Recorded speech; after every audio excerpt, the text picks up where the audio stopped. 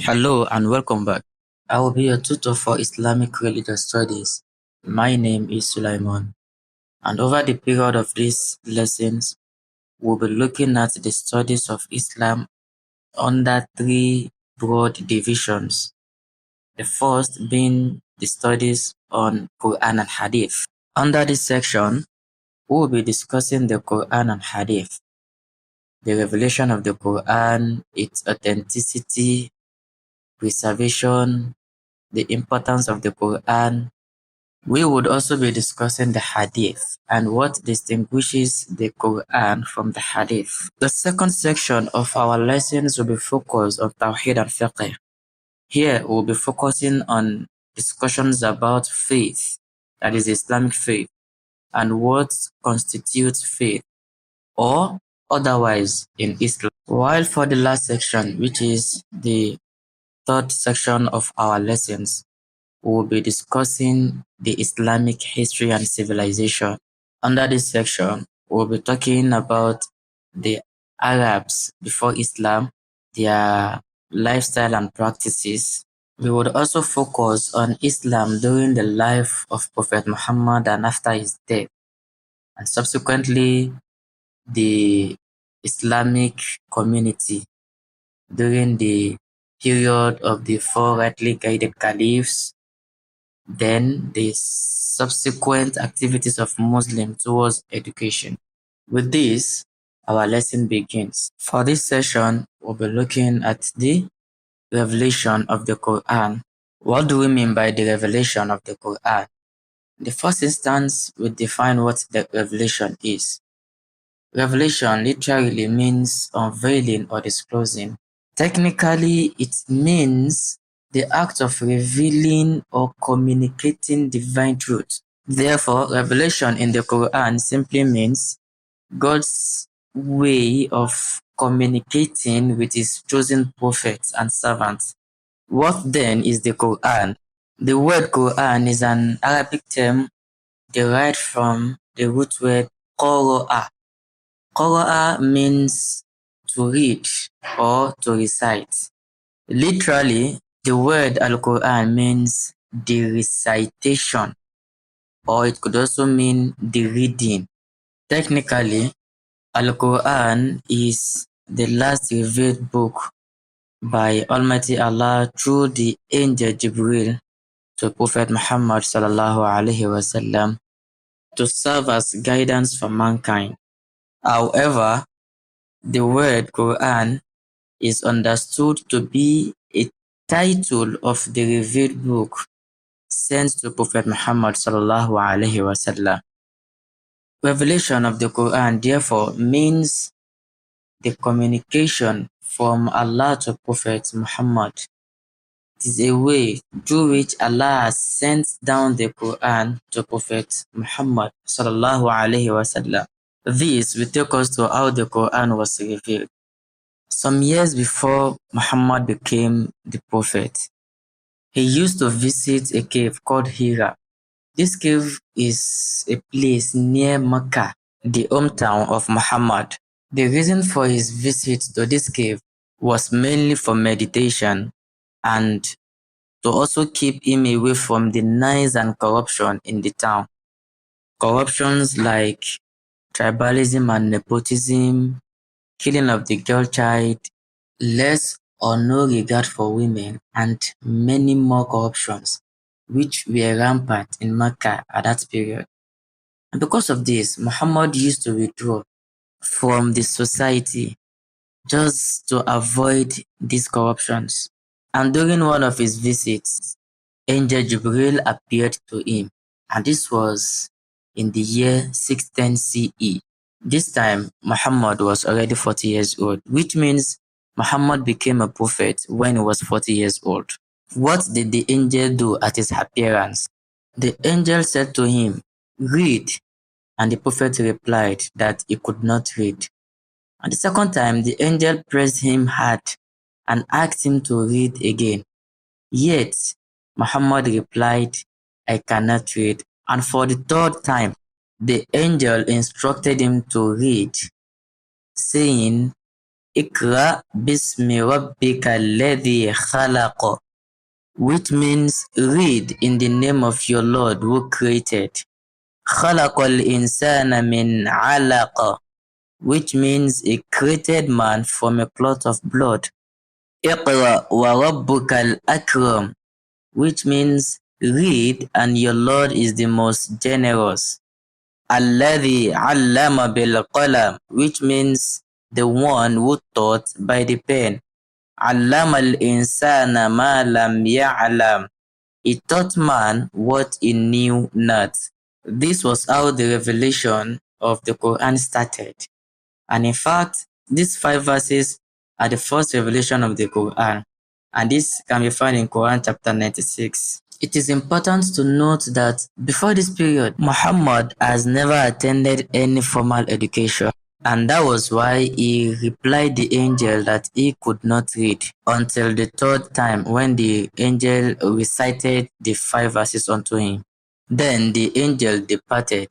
And while Muhammad was alone, he shivered and panicked since he had never witnessed such an experience before that period. This made Prophet Muhammad rush down home to his wife, Khadija. What then did Khadija do?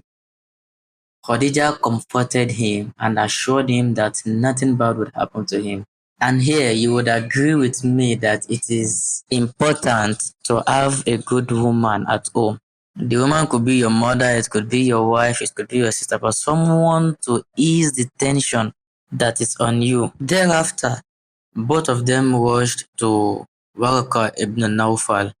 Warqa ibn Nawfal was a cousin to Khadija, and he was a learned Christian that knows about such matter which Muhammad had experienced just at the last visit. Warqa informed both of them that the creature that Muhammad had seen was that which was also sent to Prophet Moses. And because of that revelation he had, he will be sent out of his hometown, that is from Mecca. This event happened in one night in the month of Ramadan, and that was the origin of Laylatul Qadr, known as the Night of Majesty, in which the revelation started. The first revelation of the Quran received by Prophet Muhammad was very important to Muslims because it shows that Allah is the creator of man. Not only that, it also tells that knowledge is important. The first revelation also teaches the science of creation, wherein it says that man was created from cloth of blood. Likewise, the first revelation signifies the appointment of Muhammad as a prophet of Allah. That is, it was with this revelation that Muhammad began his prophethood. In addition to that, the first revelation also shows that man can know what is unknown to him by the permission of Allah, wherein Allah says, it teaches man what he knew not. That is, what man does not know, with the permission of Allah, he can know it. In addition, the pen shall play a vital role in the dissemination of knowledge. Here, I want to believe presently you are with your pen. Now look at the importance of the pen. This has been stated in the Quran. And lastly, the first revelation also tells that man has been granted the capability to learn, which means there is nothing that is not learnable to man. So long you have the will to learn, you can always learn whatever you want to learn. This will take us to the next part of the studies on the Quran, which is the modes of revelation. In Quran chapter 42 verse 51, Allah mentions the modes through which communication is being made with human beings. Thus it says, it is not fitting for a man that Allah should speak to him except by inspiration or from behind a veil or by sending of a messenger to reveal with Allah's permission what Allah wills for. What then are the modes of revelation? The modes of revelation are 3. Number 1, we have what we call wahayun, and this in English means inspiration. It is a suggestion thrown into the heart of a man. And this suggestion is not an ordinary suggestion, it is a divine one that is thrown into the heart of a man. Then the second mode of revelation is that which is a speech made from a hidden source. That is, the one who is saying, who is giving the speech is not known. We just know that someone is speaking, but the person who is speaking, we can't see the person. And this is the kind of revelation that Prophet Musa, as Moses, received while he was thrown into the fire. The third mode of revelation is Malak, that is the angelic revelation. This revelation came through an angelic messenger, and the angel that passes such message is Angel Jibril. And this mode of revelation is the highest form of revelation through which the Quran was revealed to Prophet Muhammad sallallahu alaihi wasallam.